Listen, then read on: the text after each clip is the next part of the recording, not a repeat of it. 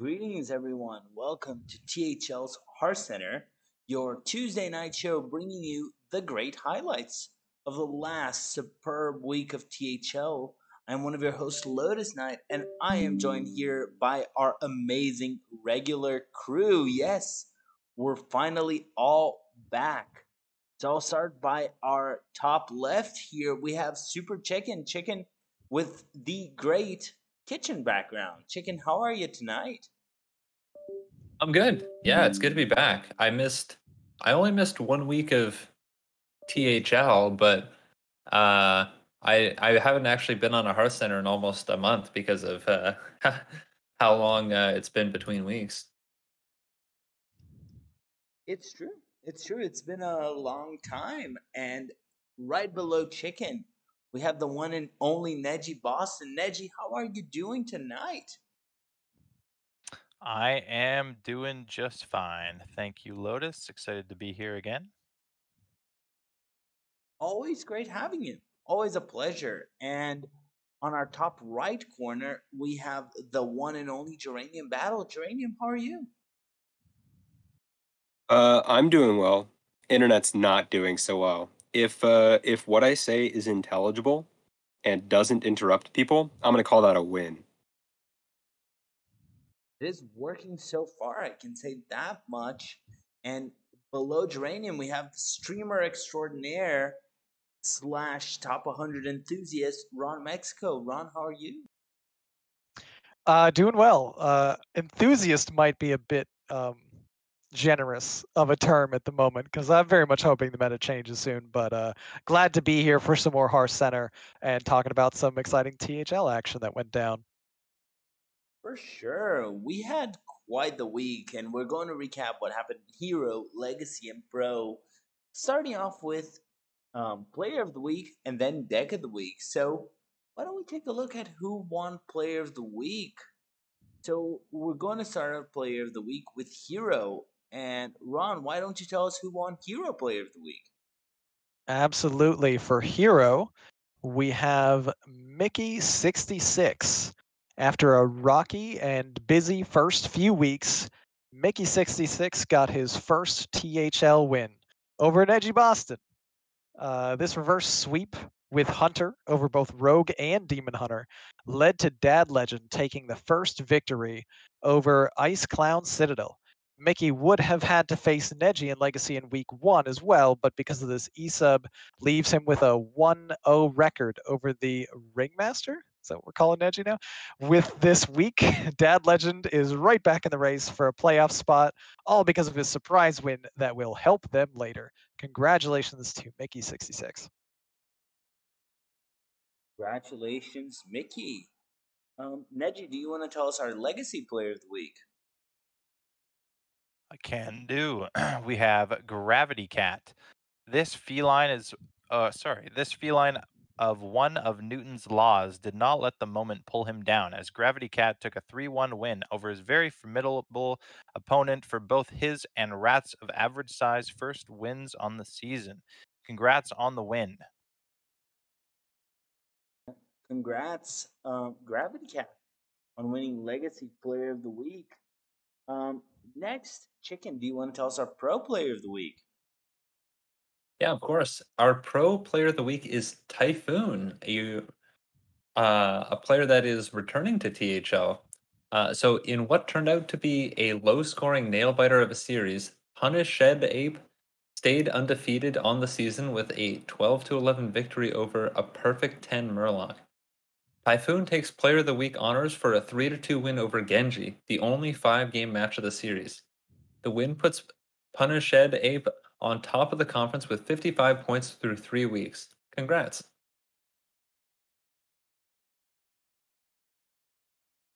Congratulations to Punished Ape and to Typhoon for this Player of the Week. Geranium, do you want to tell us our other Pro Player of the Week? For EU Pro, we've got Why the Hunter. ET Nazoth is off to an early lead in EU Pro and are the only 3-0 team. Shout out, of course, to Donkey Hot as well as also being undefeated. Why the Hunter was the only player to land the sweep for ET in their tight 14-12 match with F2L last week. Hugely important to protect the rights to that only 3-0 team. Congrats. Congrats, White the Hunter, on the Pro EU Player of the Week. And last but not least, I want to ask our Wild specialist, Neji Boston. Neji, who got Wild Player of the Week?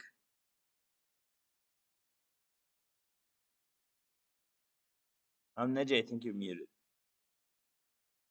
I was in He's fact muted again. I was just saying, how do we say this one? Guarzales? After 3 weeks, only a handful of players can claim to be undefeated in Wild. Guarzales is one of them.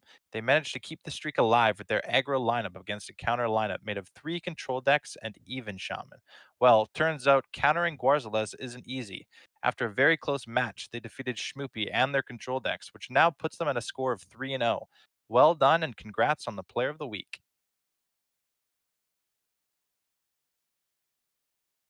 What an awesome roster of Players of the Week. I want to give a special congratulations to each and every one of you. And if you want to be on Player of the Week, I mean, just win and keep winning. It's how you get there. If you win all your matches, eventually you're going to be there, with the exception of one person. So if you're not that one person, you're eventually going to be there.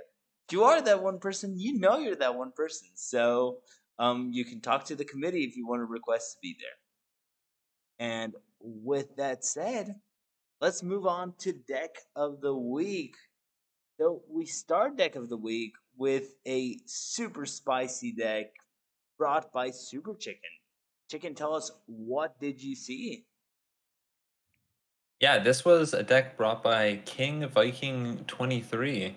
And this is Secret Mage.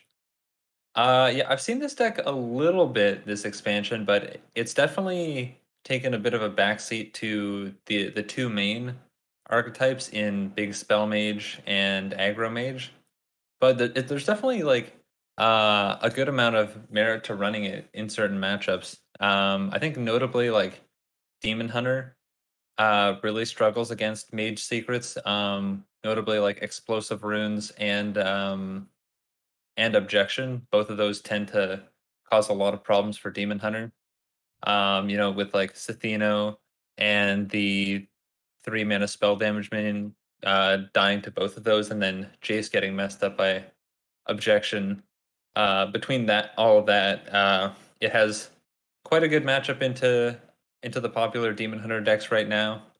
Along with like cards like Oasis Ally, making it very difficult to swing into a minion, or the threat of Oasis Ally, making that very difficult.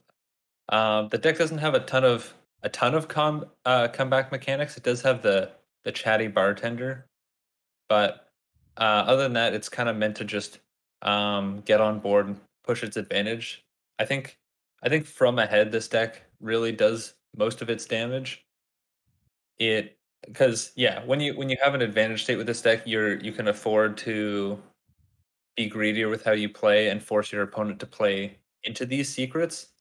And that is really what starts to cause problems. And yeah, if you're able to get down these early secrets with like Anonymous Informant, and then play another secret on 3, suddenly you have a Contract Conjurer down on turn 3. So the deck can put on a lot of tempo very quickly. I think maybe the main problem right now is that a lot of the cards in the deck don't support it that well. Like there's like a decent amount of secret support, but I think not as much as you'd really want in a good secret mage deck. There's only one kind of secret cheat card in the Anonymous Informant. And otherwise you basically just have to play out all your secrets, which basically like you never want to do as secret mage. So that's a bit unfortunate. And yeah, just like I think there just aren't quite enough secret synergy cards in standard right now for this deck to really break through the meta. But I think it is good as a like if say Rogue gets nerfed and Demon Hunter kind of becomes the best class in the game again. You know, keep this deck in mind because I think it will serve as a great counter to it. That would actually be quite interesting. I want to ask the others here. I want to open for the question: has everyone else seen Secret Mage Round? Any thoughts on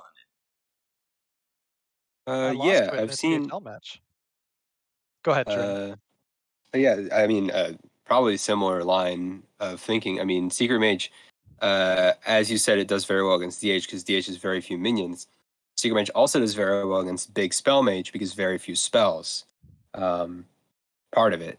I mean, it's also quite a quite an explosive deck. Does not have to rely off of the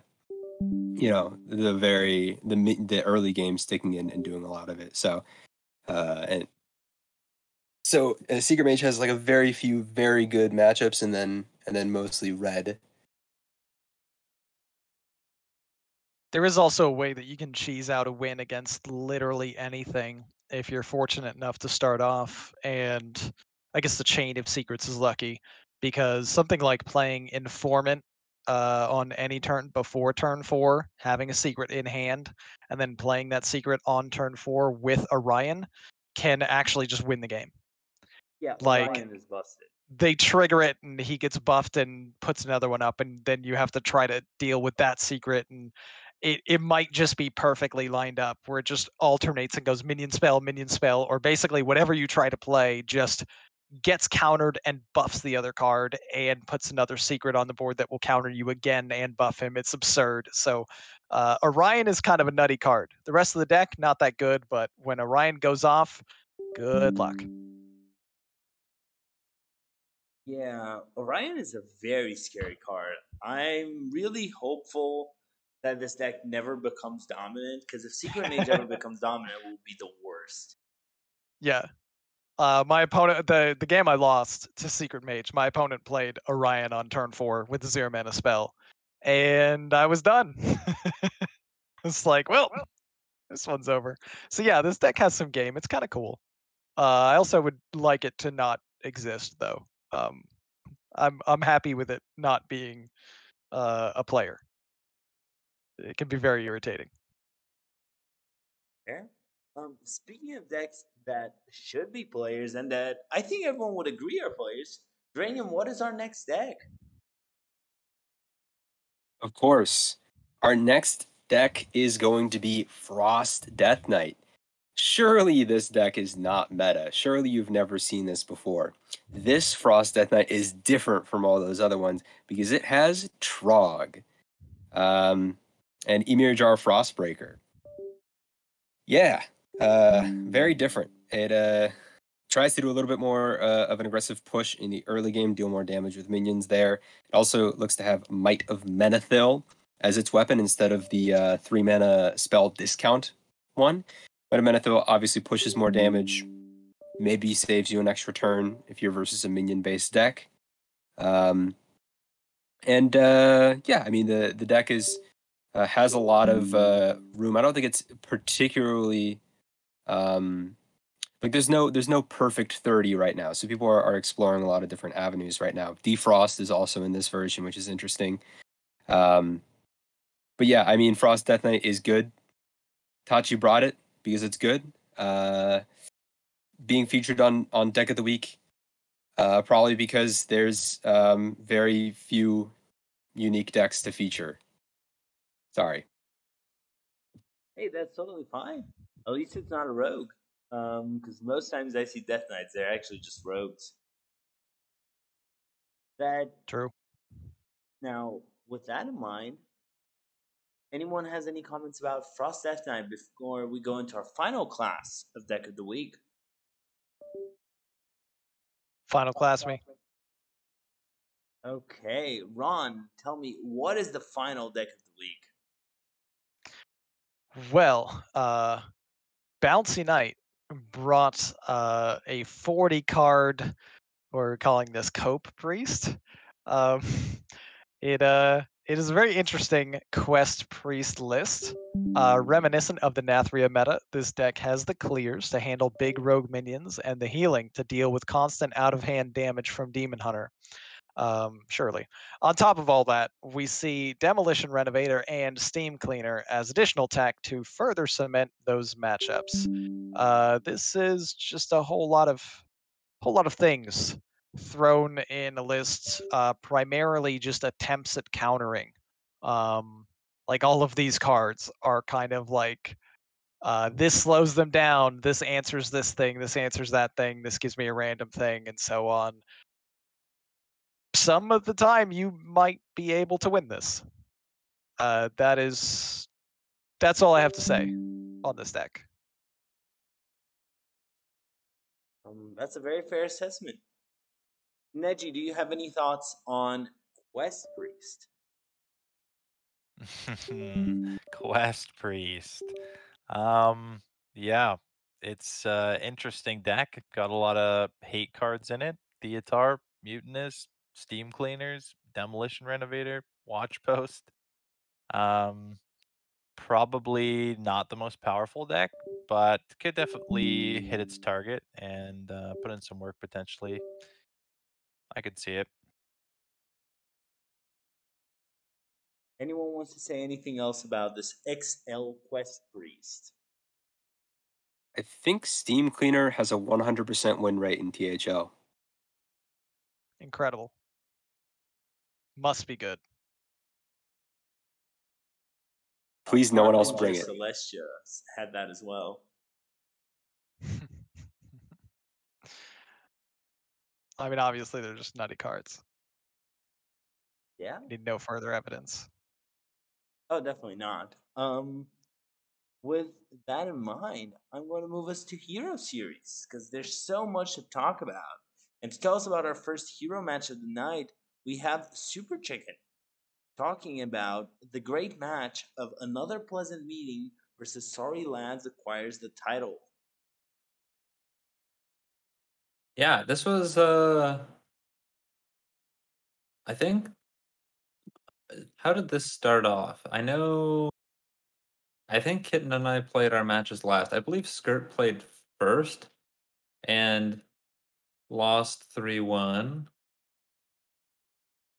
And then I believe CMAC and Nine played at similar times. So we were down 7-10 going into our last day of matches. And yeah, Kitten and I played. Kitten played his match on stream, and I played mine around the same time off stream.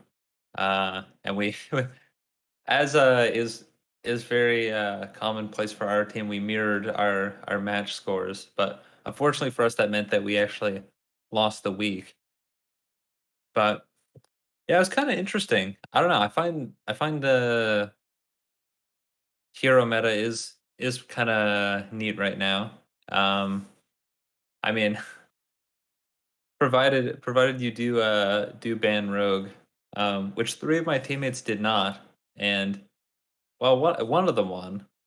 So, but I don't think like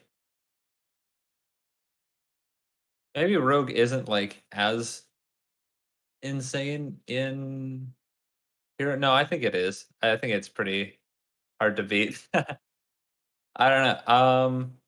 But yeah, there's a lot of interesting kind of mind games going on with like different archetypes between classes you bring.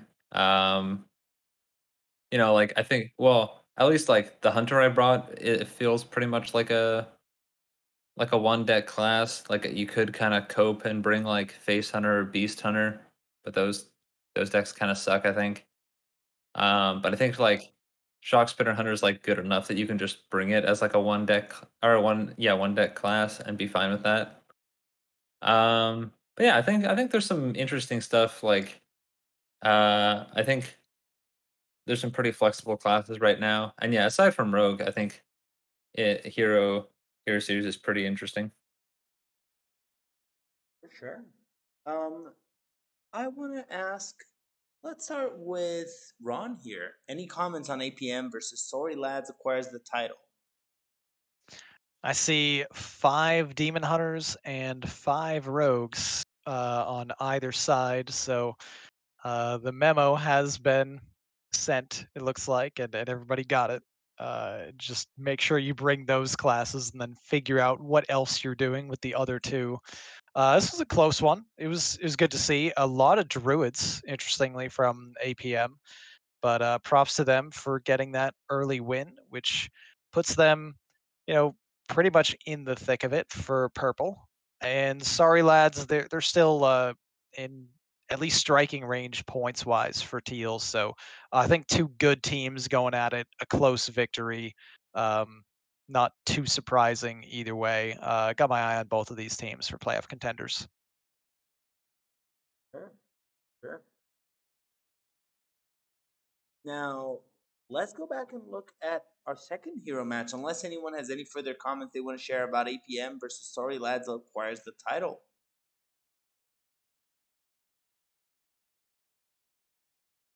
All right, so let's look at F2L Obsidian versus ET Yasharaj.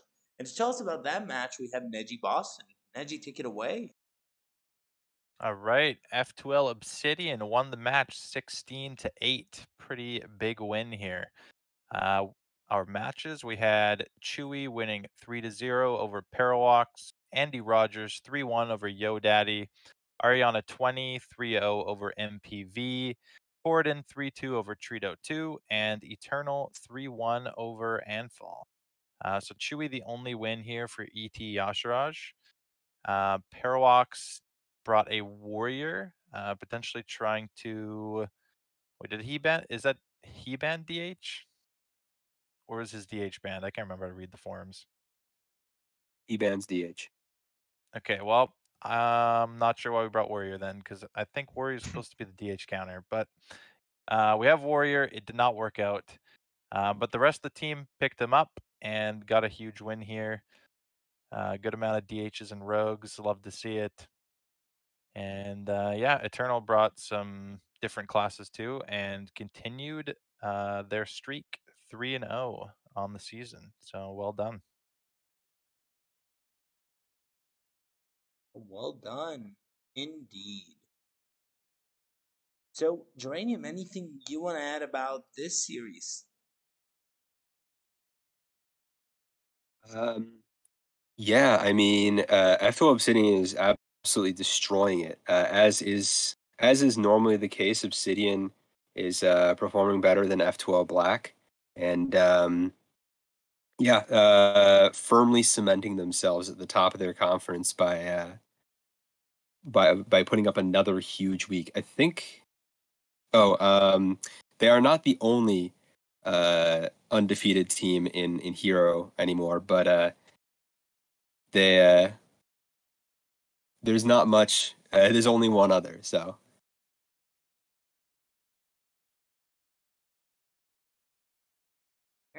Um, Now, given that you started talking about it, what is this general status of Hero Series right now?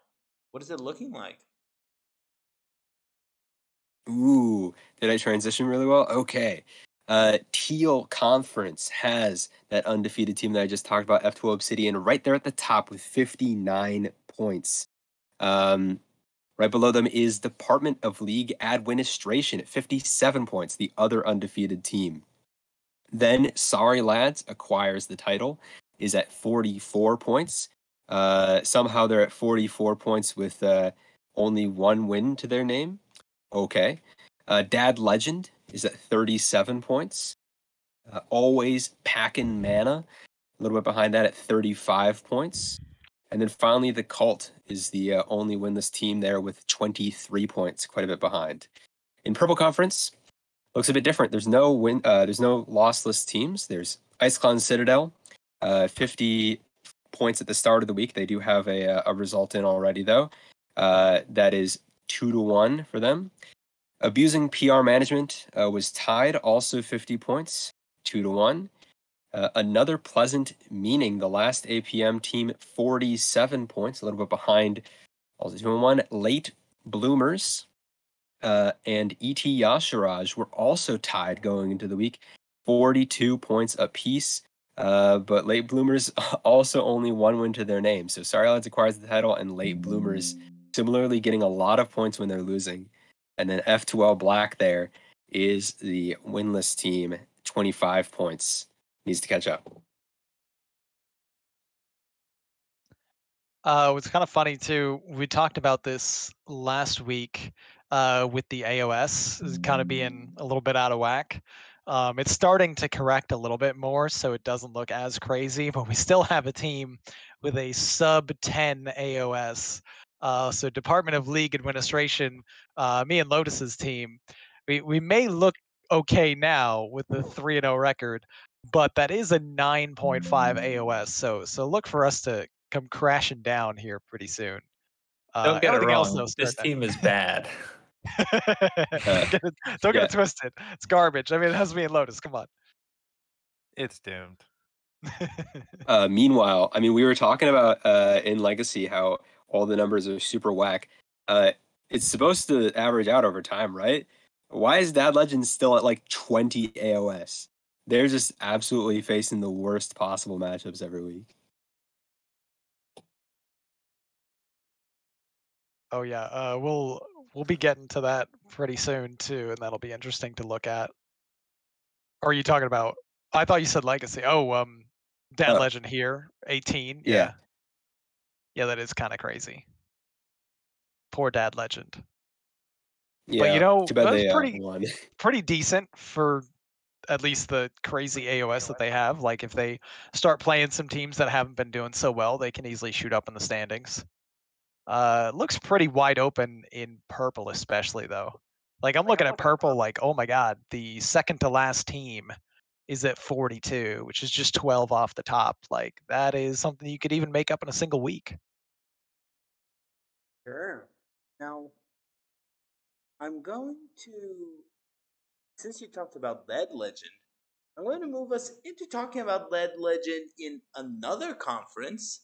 Let's take a look at Gold and Legacy now. So, when we hop to Legacy, I want to ask Ron what happened to, well, it's not really Dead Legend, but they're on the conference that we're going to be talking about. So let me just make sure I have the right match here. And I want to ask you, Ron, what happened in E.T. Cthulhu facing rats of average size? Right on. Good enough. Good enough as a transition. Dad Legend is at the top of gold for what it's worth. But for a highlighted match here, yes, E.T. Cthulhu versus Rats of average size. This one came right down to the wire. I believe.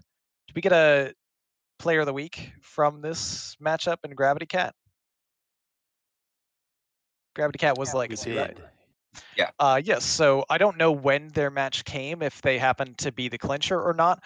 But just to run down the list here, we have Player of the Week winner Gravity Cat taking the 3-1 victory over Chewy in the 1 seed.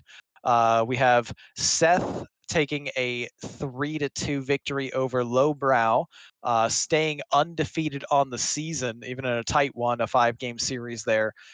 Probe staying undefeated on the other side for E.T. Cthulhu with a 3-1 victory over Superhero, and then more really tight games. Trito 2 taking a 5-game series win over Tom Carter in the 4 seed, and in the 5 seed, Judo Chop taking down Eternal in a 5-game series as well. So just really back and forth series, 2 strong teams with pretty high point totals so far. Rats of average size coming out on top for now. But who knows? This might be a potential playoff preview. Yeah, this looks like a really powerful match from both sides. Just tight results all around. What do you think, Chicken? Yeah. Legacy has been fairly close, like from what I've seen so far across like at least across my own conference in silver and looking at gold conference, it seems um like the teams nearing the top are very, very close. Both in terms of kind of I guess like just power level on paper, if you would call it that, and just based on performance so far. So I think we're in for another great legacy season. A lot of I think like playoffs are really going to come down to the wire again, which is always really exciting going to the last couple weeks of the regular season. So yeah, I'm really looking forward to how the rest of the season's going to go.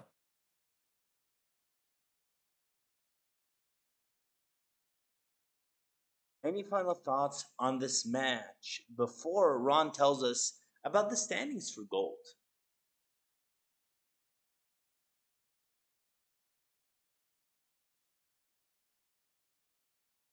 Right, sounds like All standings it is. go for it, Ron. As mentioned, Dad Legend up at the very top with 51 points, sporting a 2-1 record. Right behind them by a single point is Anak to the Future with 50 points and 2-1. E.T. Cthulhu at 47 points, just barely behind them, also 2-1. And the Cooler at 46 points and 2-1.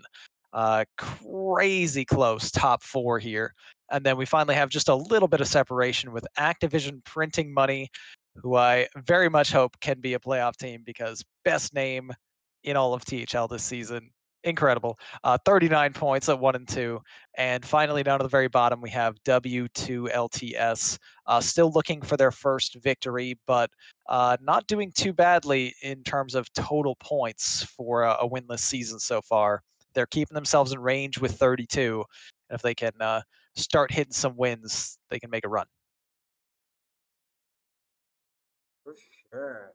And we have quite a bit of season still left in gold. So I want to ask anyone any further thoughts about Gold Conference before we hop on to Red.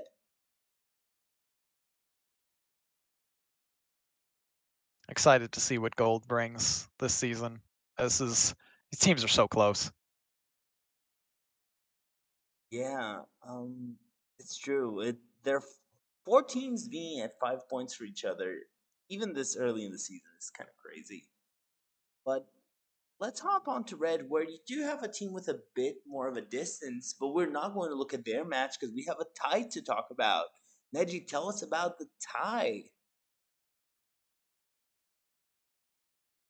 All right, we got Copa Keepers versus Defias, and as Lotus said, we have a tie, which pretty rarely happens, I'd say, but they do happen in the regular season occasionally.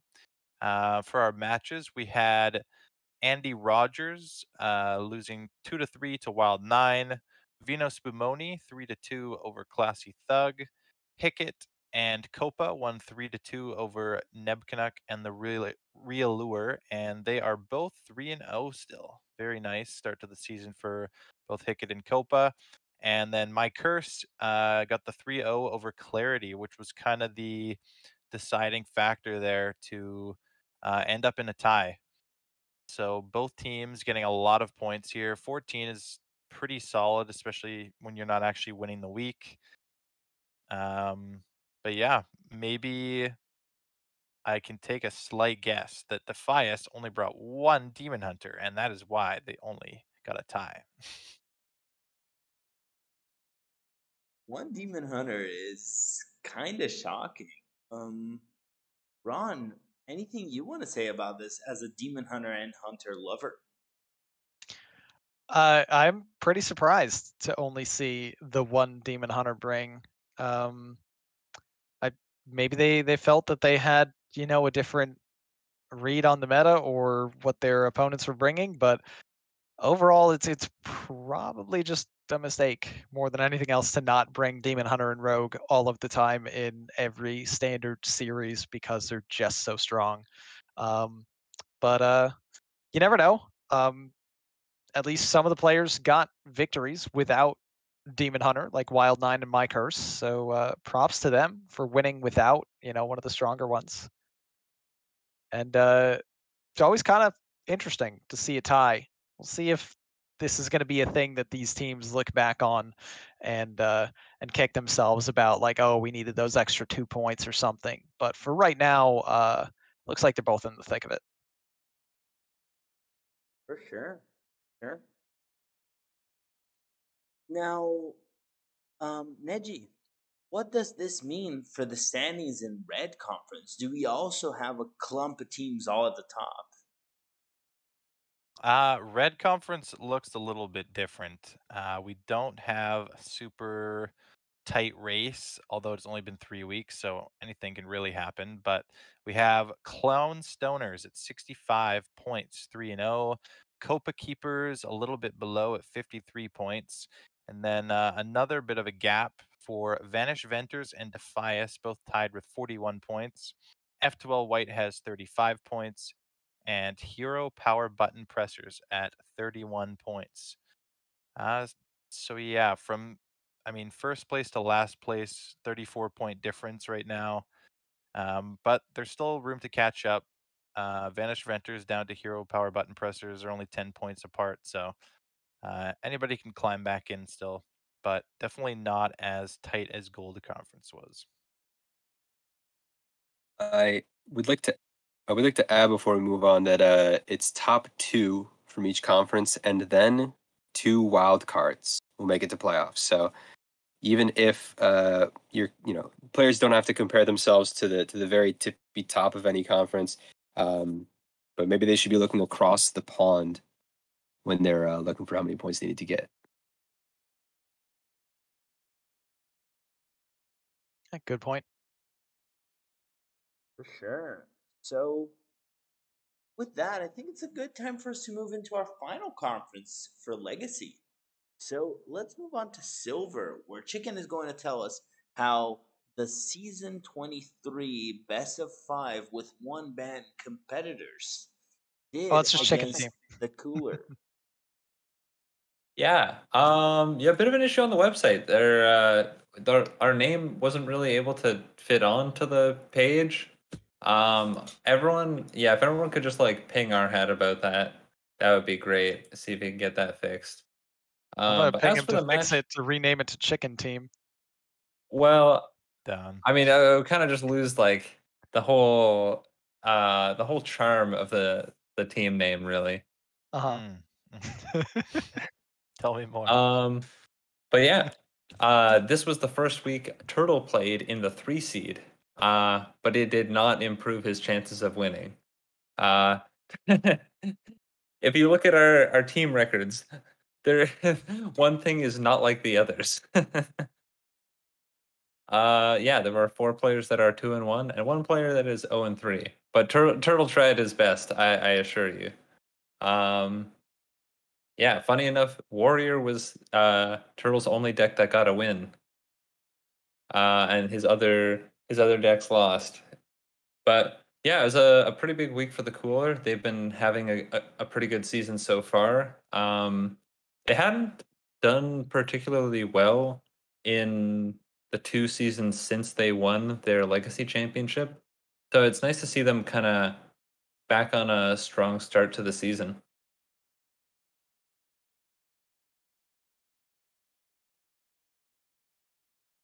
It's true. It's been a while since we've seen the Cooler shine as they used to a while ago.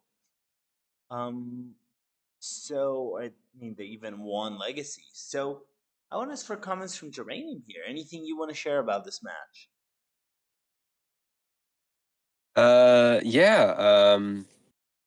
It's pretty interesting seeing a few disparate classes here. We got Warlock as a bring from You Kitten Me.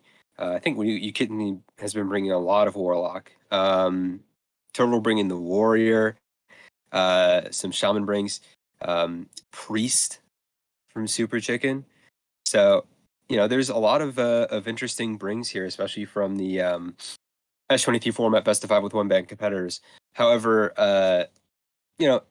it turns out that there's still two best classes, and we can see that in the bands here. At least from the Cooler side, the bands are all Rogue and DH. Yeah. Oh, I just realized that both teams have 4 players that are 2-1 and 1 player that is 0-3, and both teams have the same record and same amount of points. Whoa, weird. Symmetry. And one of them has a captain in the 1 seed, and one of them has a captain in the 5 seed. Very symmetrical. True. So speaking of Captain Chicken, why don't you tell us what the standings for Silver are looking like after this match? Yeah, Silver's has some interesting standings. There's kind of starting to form a bit of a grouping in the top 3 of the standings, and then again in the bottom 3. So at the top, we have STD with 50 points, Rats of Average Size at 47, the Season 23 format Best of 5 with 1 ban competitors at 46 points. Then we have the Stubbs at 37 points, Hot Zilfs at 34, and Got Justin at 29 points. So yeah, 3 of the teams are already off to a bit of a tough start. And it's a 7-week season, if I'm not mistaken. I actually have no idea. But I think it's 7 weeks. So Sounds right. like we're almost halfway through the season. Like this is the halfway point this week. So I mean, for the Stubbs, Hot Zilfs, or Got Justin to make playoffs, they really do need to start picking it up because there really isn't that much time left, and to be able to make up those points against teams that will likely not be performing too badly, it is a quite an uphill battle. For sure. For sure. It's getting to the point where, I mean, just as a note, and I'll do this to advertise a show next week. Half of the season is when PPR starts, so we're going to get there next week. And so it's just something to keep your eye out because time is ticking. Make sure your team gets there. There's still time, but you cannot waste any more weeks. Any further thoughts anyone wants to share about Legacy before we move on to the part everyone wants to see?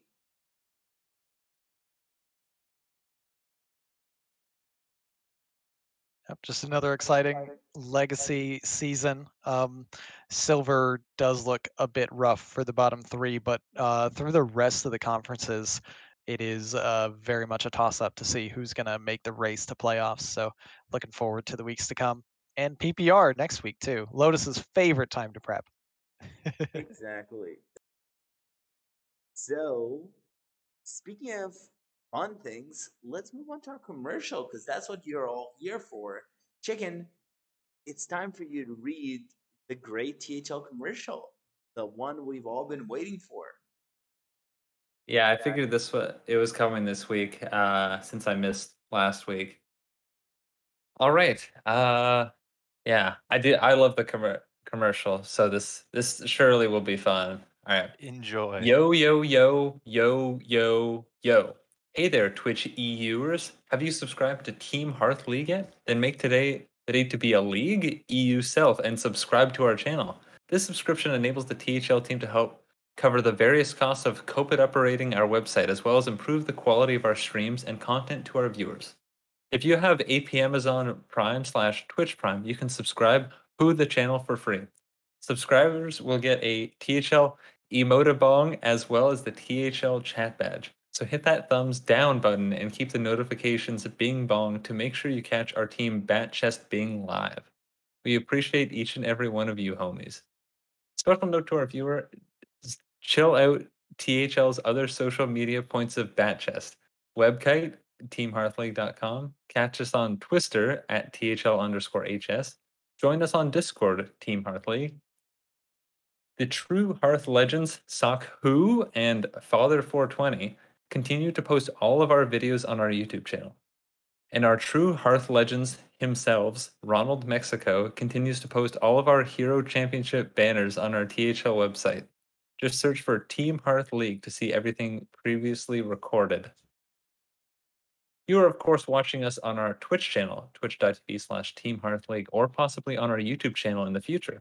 And for all of your THL fans out there are sometimes THL shows every single, most days of the week. You can't go wrong tuning in at any time for some Hearthstone-related content. Now back to the doomed part. Ka-chow. Totally readable. Amazing. Brilliant. Love it. Yeah, that was interesting because I hadn't read it in like 3 weeks, so like there were a lot of changes that I very quickly had to catch up on. I can promise you the usual. It will get worse every single week. We've been very consistent at that. So it's going to keep getting worse, and we'll see how it looks by the end of the season. So, with our commercial through, I want to move to Pro Series because there's still one more series for us to cover, and Pro is always exciting. Pro is, I don't know, it's always the most competitive season of Pro. Does that check, Ron? Is that the case? I mean, basically, like it just gets more insane every season. I don't know if this season can realistically be called any different than the previous ones. GMs everywhere and all kinds of quality players. It's insane. Love it here in Pro. So let's move to Pro, where we're going to look at the first team in Pro, barely squeaking by a perfect 10 Murloc. And Ron, tell us what happened there. All right. So for our opener for Pro Black Conference, we had Punished Ape versus a perfect 10 Murloc. And this is another matchup that had a player of the week in it. I don't know the order of games here, but a 12-11 victory for Punished Ape, which gave them just enough not only for the win for the week, but to stay undefeated and to hang on to their top spot in the conference by a single point. So in the 1 seed, Heatshock continuing his undefeated season with a 3-1 victory over Parawax, who you may remember was undefeated all of last season, I believe, in Pro, and got his first loss of this Pro season just in this game here. In the 2 seed, we had Chewy maintaining an undefeated season so far for Pro with a 3-0 sweep over Valdez, who stepped in as a sub. In the 3 seed, it's yet another undefeated player, this time back on Punished Ape's side, with Typhoon taking a 5-game series victory over Genji and earning himself Player of the Week honors at that. In the 4 seed, we had Ufric with a 3-0 victory over Corridon. And in the 5 seed, sweeps back the other way with Yo Daddy taking a 3-0 over CMAC. Not a lot of points in this one, a lot of sweeps, but very, very close between two extremely quality teams. And this is just so tight. It's crazy. Neji, how do you feel about this one? Well, I think looking at this one, we can kind of see that the meta is very DH and rogue focused, specifically because Punished Ape is known for bringing counter lineups and coming up with creative decks to try and counter the top decks. But as we can see, they just decided to bring 4 spell DHs and 4 miracle rogues. So they realized that the best decks are hard to beat, so might as well just bring them, and barely got them over the line. So maybe after the patch that we were expecting in a week or two, Punished Ape will get back to their crazy decks that everyone likes to see, but not face. I do enjoy seeing Heatshock's choices every week. He's probably our player who, out of anyone else, goes after the hard target lineup the most and cooks things up in his mad scientist lab for what is going to be the lineup to hard target something. And it's paying off so far. He brought Aggro Demon Hunter, Pure Paladin, and Boon Priest. Not terrible decks on their own, but just really intriguing. For sure. Ron, how did the standings look for Black after this? All right, so at the top, as mentioned, we have Punished Ape with the 55 points and the only undefeated team in Black. Just behind them is Brushy Tuna at 54 points and a 2-1 record. Big W Esports right after them at 52 and a 2-1 record as well. Then we start to get a little bit of separation in the points. A perfect 10 Murloc a little bit further down at 44 points and 1-2, but still holding a lead over a 2-1 team right below them in Sushi Rats. So a lot of points in their losses. Sushi Rats at 42 points with a 2-1 record. Lastly, our bottom three, we have Swagoi at 39 points, 1-2. ET Yogg-Saron at 31 points, 1-2. And Frog Champs already kind of on the outside looking in with 25 and an 0-3 record. By no means mathematically eliminated yet, but if they don't win next week, I think it's all but over, and they need to start winning big to have a shot. There's Black in a nutshell. Nice. Anyone has any comments they want to share about the Black Conference?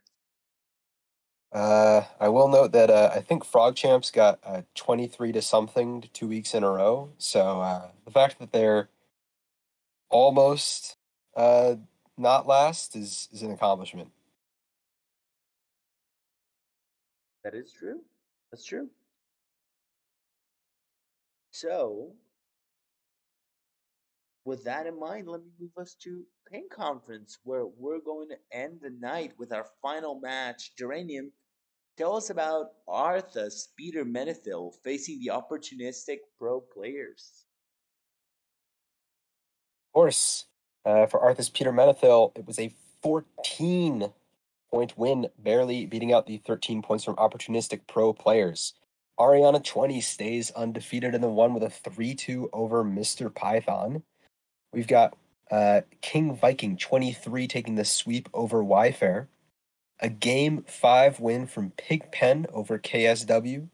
And then Based Inc. super subbing in over with a 3-1 win over Azalea Akari, and Vino Spumoni taking a Game 5 over Saku. We've got a lot of interesting brings here from KSW. Yeah, there's actually no DH from Pigpen either. So just a lot of coming from this match.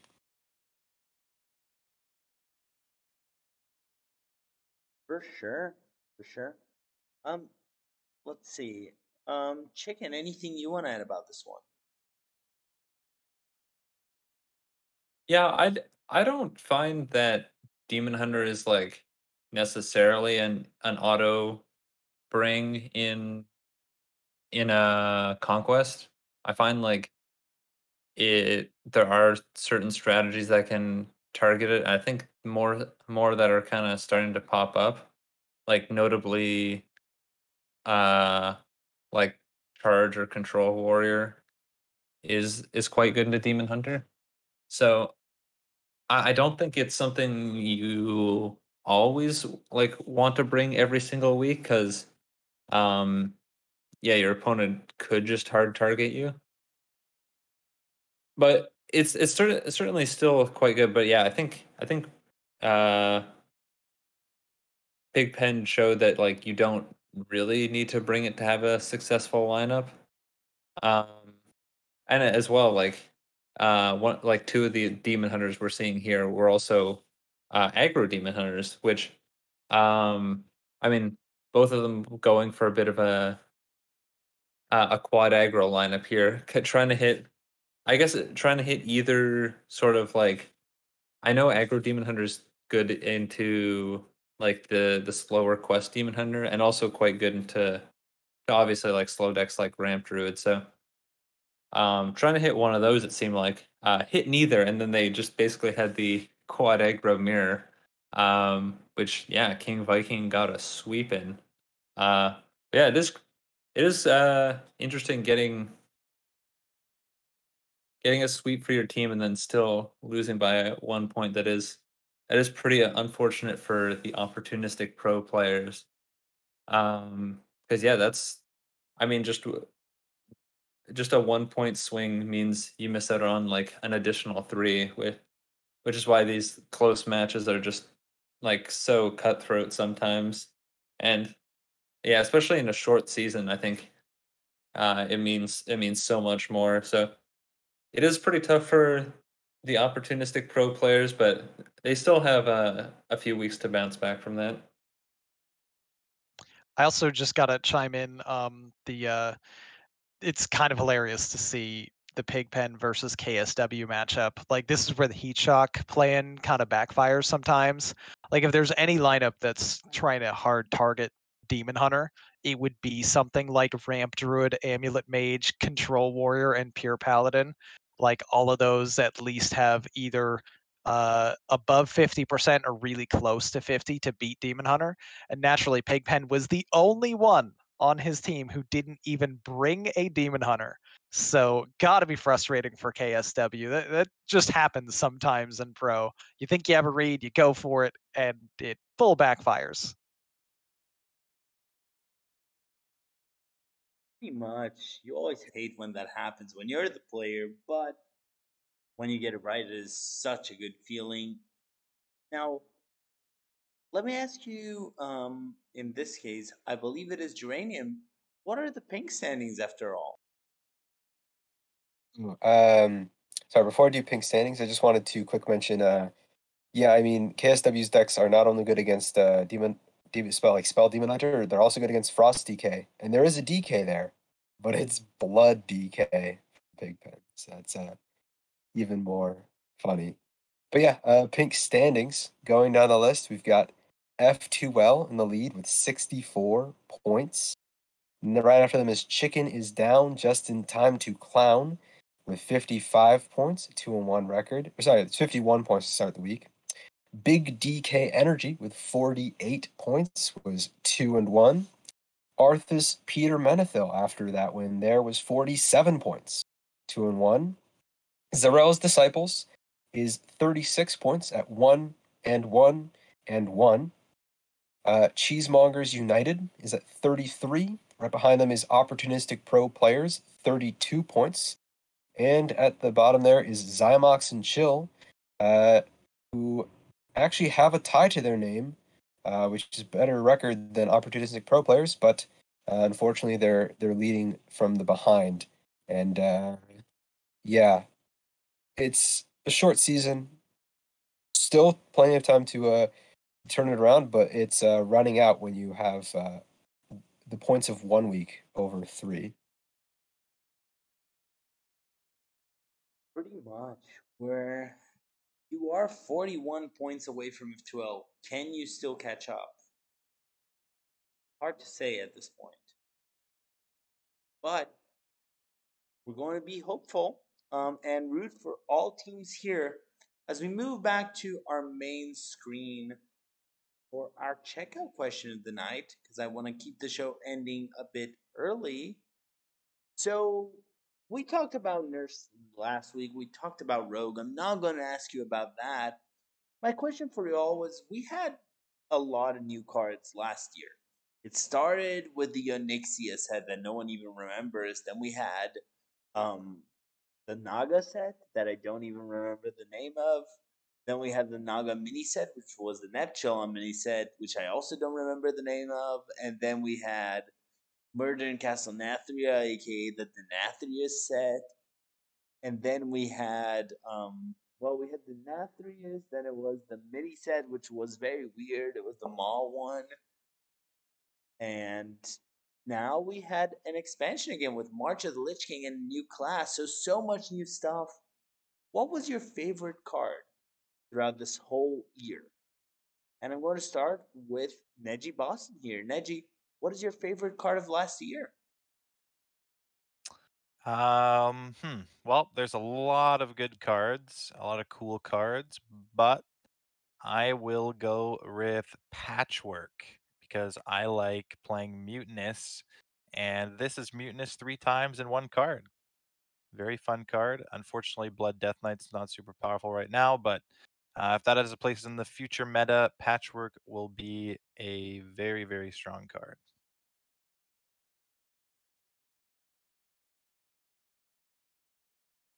Fun choice. Ron, what was your favorite card? It's the card that makes the deck work that I'm addicted to, and that is Shock Spitter. Love me some Shock Spitter right now. Doesn't matter that got nerfed; it's still really good. Um, favorite card hands down of the last year for me. And Chicken, what is your favorite card of the last year? Okay, I mean, I did like have to go with this card, and it's Radar Detector. Everyone loves Mech Paladin. I've heard so many people say it. But yeah, I wish like I mean I think the Radar Detector card was really cool. I think Mech Paladin as a whole was a little bit uh like one dimensional. But I think like it kind of sort of had the Sir Finley dredge type synergy mechanic of pulling cards from the bottom of your deck. Um, even though even though radar doesn't work underwater, as has been pointed out by some Hearthstone enthusiasts, I still think the card is quite cool. And yeah, it just feels so satisfying to hit 5 cards off of a 2 mana draw spell. For sure. I really like that card. I'm sad that they made this really cool Mech Paladin engine, and then they said, nah, we're good. We're just going to leave the Yeah, engine there. every expansion I was like, okay, now they're gonna print some mechs.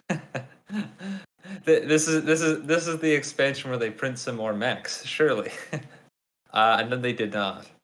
And then Mech Paladin literally got 0 new cards for 2 expansions and was forgotten about, which kind of felt like a lot of the decks this calendar or this Hearthstone year of just like getting support in one expansion and then just being completely forgotten about for the rest of the year. That happens so much. I can think of actually almost every class has an archetype that happens. Yeah, I mean you can't I don't like you can't make every archetype stick around for the whole year. Um but it does feel like um I don't know. The archetypes that I wasn't a huge fan of were actually the ones that kind of stuck around. Like I don't know, I found Control Paladin to be pretty boring. And that was the one that stayed around for 2 expansions. And I found like I don't know, like Naga Priest wasn't all that interesting. But that stayed around for a while.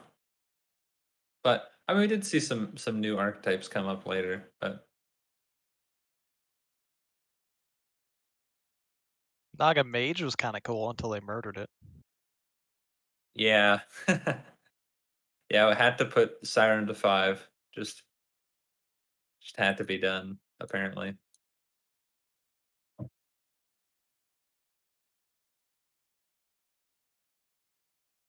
Fair. And last but not least, Geranium. What was your favorite card last year? Wow. So I've been thinking about this for the entire time while everyone else was speaking. It's really hard for me to remember what came out in 2022. I think I th- mm, did the 10 cost Knoll come out? No. That's a really Yeah, good that card. that came out in United in Stormwind, I believe. I hate this game. Let's see. There's only 400 to pick from. It is a tough choice. I um I was trying to think of control warlock cards. I can't think of many right now. I'll say Curse of Agony. That's a good one. First of Agony. That is not a card I was thinking of. I forgot that card existed. Did that come out Well, this year? I don't know. it did. I just didn't remember what it did. Let's go. All right, that's your favorite card of 2022, huh? Actually, it came out in Also, Fraction and Alterac Valley. Unfortunate. I hate this game. Say Mothership. That's a great card. Everyone loves Mothership. Ain't no I will. way. Dude, I don't know. Priest Location. Priest Location's good. It's That's fair. It is a amazing, card.